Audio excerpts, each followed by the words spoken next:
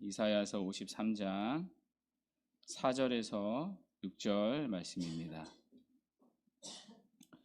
찾으신 줄 알고 한 목소리로 4절부터 6절까지 함께 읽도록 하겠습니다. 시작. 그는 실로 우리의 질고를 지고 우리의 슬픔을 당하였거늘 우리는 생각하기를 그는 징벌을 받아 하나님께 맞으며 고난을 당한다 하였노라. 그가 찔림은 우리의 허물 때문이요 그가 상함은 우리의 죄악 때문이라. 그가 징계를 받음으로 우리는 평화를 누리고 그가 채찍에 맞음으로 우리는 나음을 받았도다. 우리는 다 양 같아서 그릇 행하여 각기 제 길로 갔거늘 여호와께서는 우리 모두의 죄악을 그에게 담당시키셨도다. 아멘. 이사야서 53장은 고난받는 종에 대한 예언입니다. 고난받을 메시아에 대한 예언입니다. 이 고난받을 메시아는 예수님을 가리킵니다. 오늘 본문은 그 고난받는 예수님의 마지막 고난을 예언합니다. 바로 십자가 고난을 예언하고 있습니다. 오늘 본문은 사실 너무 유명한 구절이죠. 그런데 우리가 다시 눈여겨봐야 할 표현이 있습니다.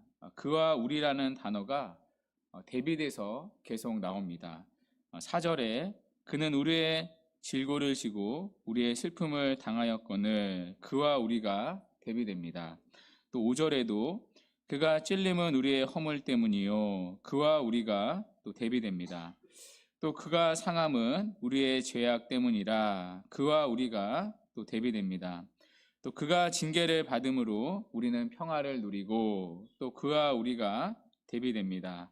또 그가 채찍에 맞음으로 우리는 나음을 받았도다. 또 그와 우리가 대비됩니다. 또 6절에서도 그와 우리가 대비됩니다. 그와 우리가 계속 짝지어 나옵니다.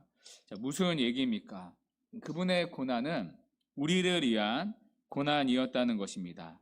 여기서 우리는 또다시 알게 됩니다. 그분이 왜 고난받는 종으로 오셔야 했었는지, 왜 그분이 많은 사람들 앞에서 모습이 상했어야 했는지, 또 왜 그분의 피가 쏟아져야 했는지, 왜 그분이 사람들에게 버림을 받고 멸시를 받아야 했는지 분명히 보게 됩니다. 바로 우리 때문입니다.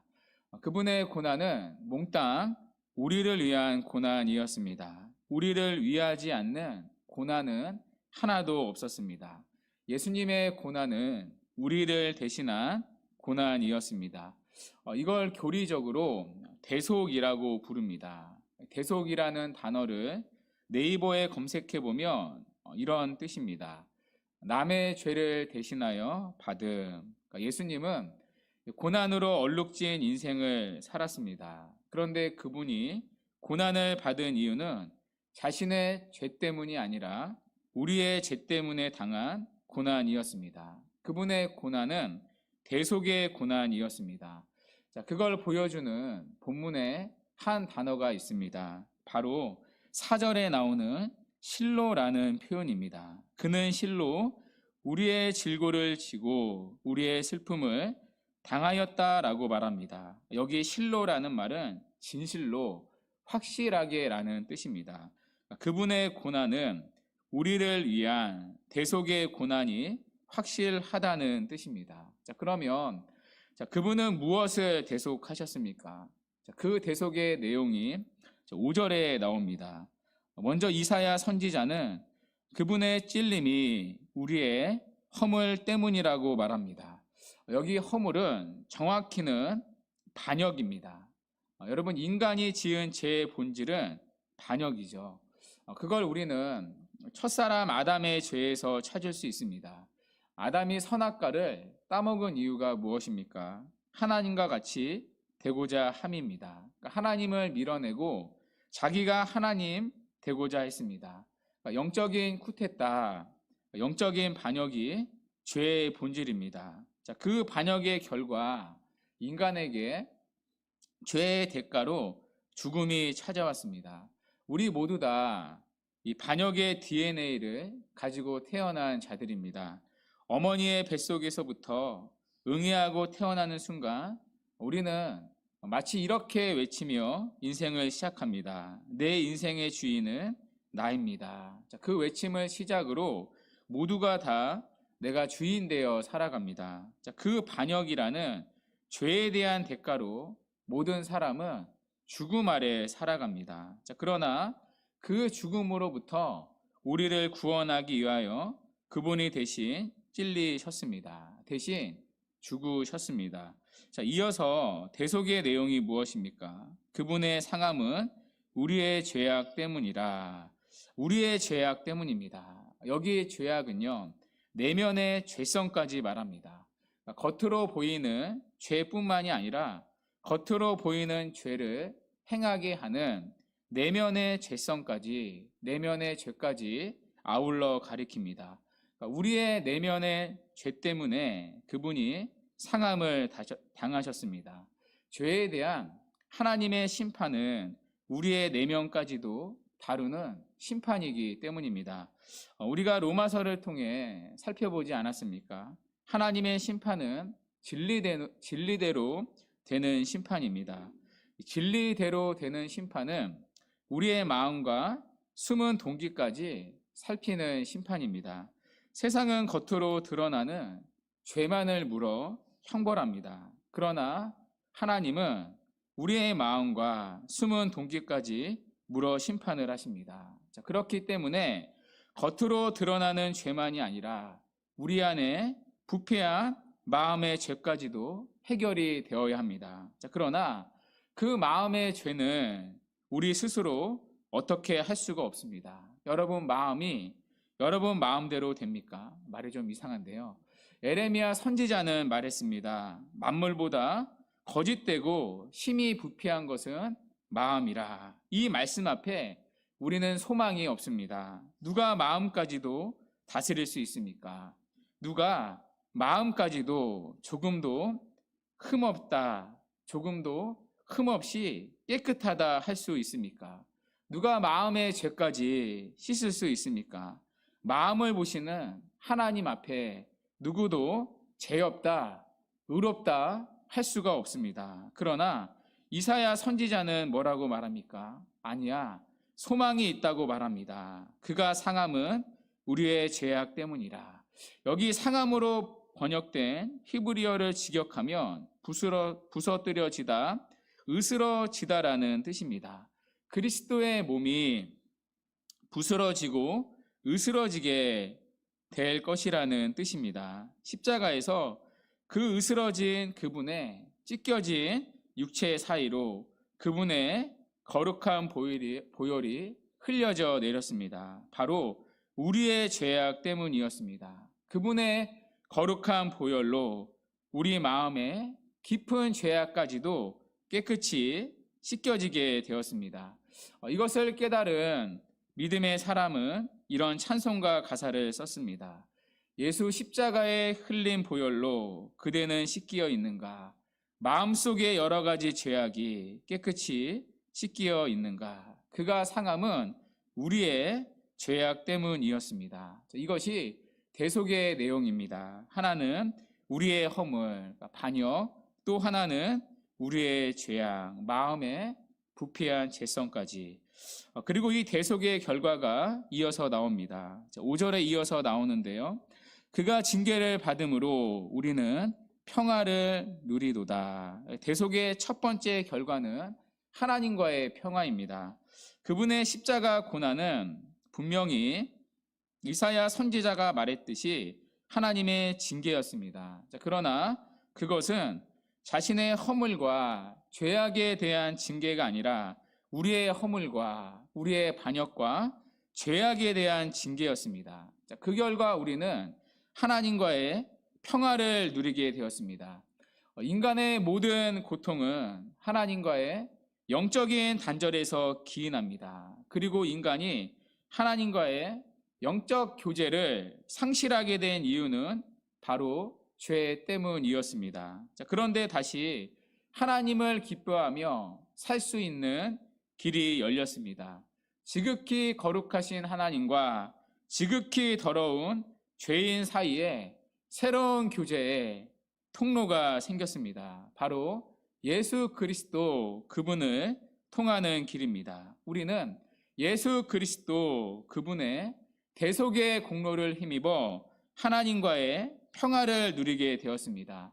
우리가 예수 그리스도의 십자가를 평화의 십자가, 화평의 십자가라고 부르는 이유가 여기에 있습니다. 우리가 그토록 그리워했던 하나님과의 평화가 십자가 사건을 통해 이루어졌기 때문입니다. 그 결과 우리는 하나님과의 평화를 누리며 살게 되었습니다. 대속의 두 번째 결과는 무엇입니까? 바로 질병의 치유입니다. 이사야 선지자는 이어서 이렇게 선언합니다. 그가 채찍에 맞음으로 우리는 나음을 받았도다. 여기 나음을 받았도다라는 말은요, 절망적인 질병으로부터의 완쾌를 의미합니다.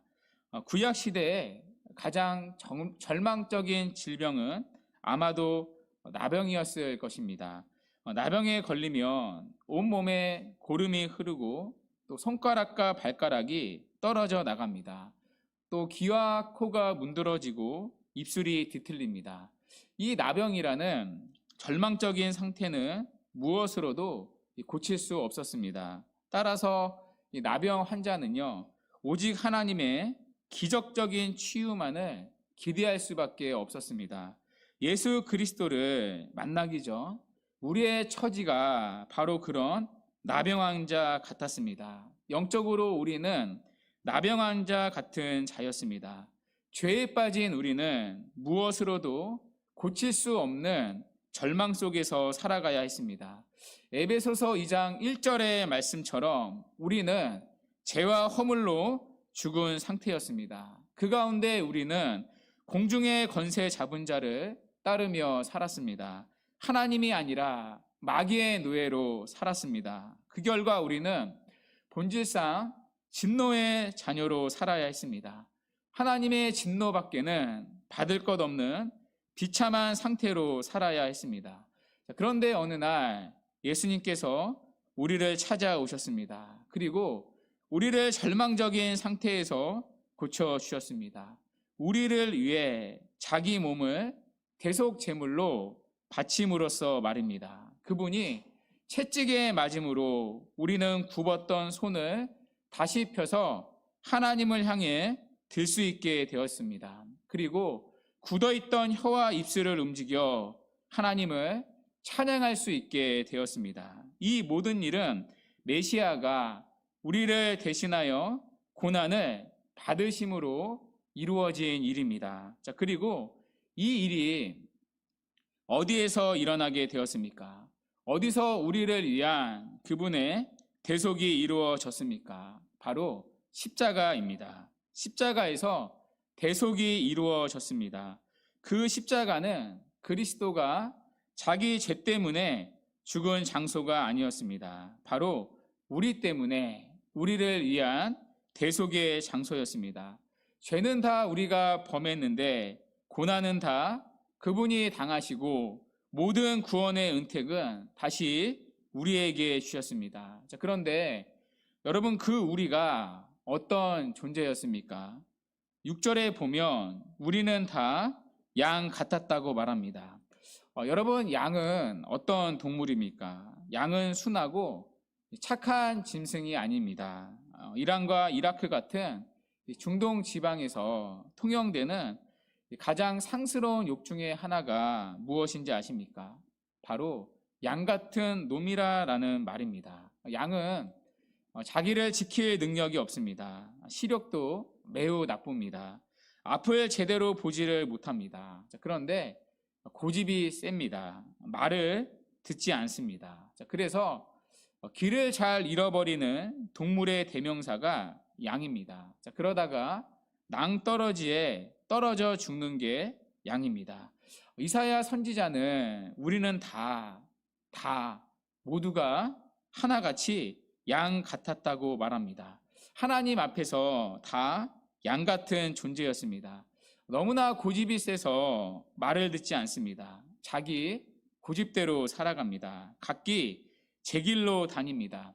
얼마나 강팍하고 고집이 센 줄을 모릅니다. 그런데도 그릇 행하는 줄도 모르고 다닙니다. 그 길이 멸망의 길이라는 것도 모르고 다닙니다. 구원이 필요한지도 모릅니다. 지옥에 가는지도 모릅니다. 이게 양 같은 우리 모두의 상태였습니다.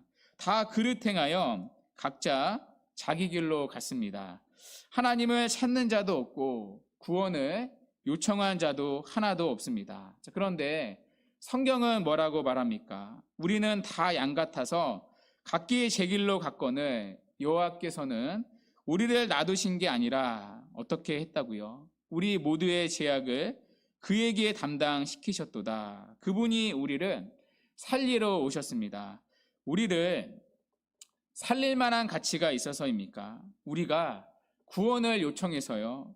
우리가 하나님을 찾아서요? 아닙니다. 우리는 다 양 같았습니다. 그러나 그분이 우리를 살리러 오셨습니다. 그리고 우리 대신에 죽으셨습니다. 자기 죄 때문이 아닙니다. 우리 때문입니다. 언제요? 우리가 다 양 같았을 때입니다. 하나님을 찾지 않았을 때입니다. 하나님을 거부하며 살았을 때입니다. 예수님을 누구도 필요로 하지 않았을 때입니다. 죽어 마땅한 죄인이었을 때입니다. 하나님 없다고 소리치고 다닐 때입니다. 누구도 구원을 요청하지 않았을 때입니다. 그렇게 각각 자기 길로 갈 때입니다. 그때 예수님이 우리를 구원하러 오셨습니다. 그래서 로마서 5장 8절은 이렇게 말씀합니다.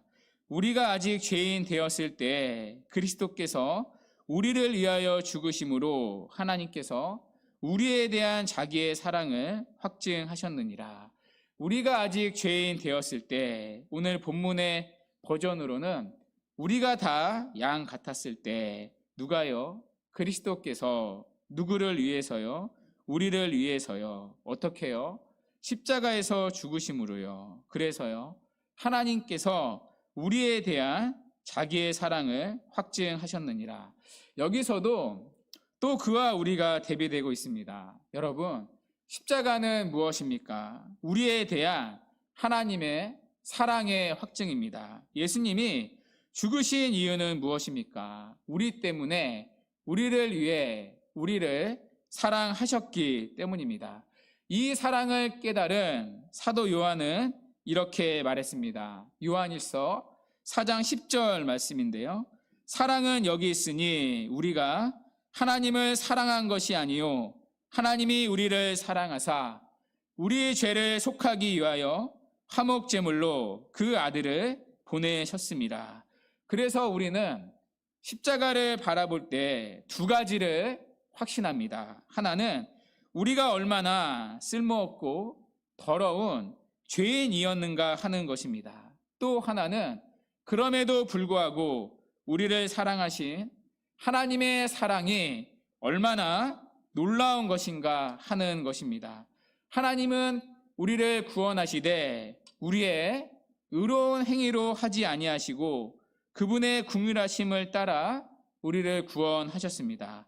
우리가 죽어야 하는데 아들 하나님 그를 보내사 대속하시는 고난으로 우리를 구원하셨습니다.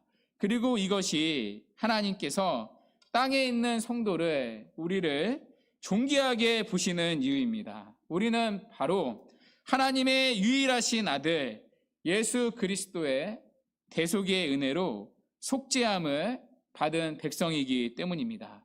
우리 한 사람 한 사람이 아들 하나님의 생명을 값주고 사신 존재들이기 때문입니다. 그 사랑이 십자가에서 나타나 있습니다. 그렇다면 주 안에 사랑하는 여러분은 어떠십니까? 본문에 계속 나오는 이 우리라는 표현에 여러분들이 속해 있다 믿으십니까? 주 안에 사랑하는 여러분, 오늘 이 새벽에 또다시 믿어지는 은혜가 있기를 바랍니다. 이 우리에 저와 여러분들도 들어가 있습니다. 그분의 고난은 우리를 위한 고난이기 때문입니다. 그래서 19세기에 스코틀랜드의 목사였던 호라티우스 보나르는 이렇게 찬송가를 지었습니다. 한번 눈으로 함께 보시겠어요? 거룩한 피 내가 흘리게 했네. 내가 그분을 나무에 못 박았네. 내가 하나님의 그리스도를 십자가에 못 박고 그 모욕하는 일에 나도 참여했다네.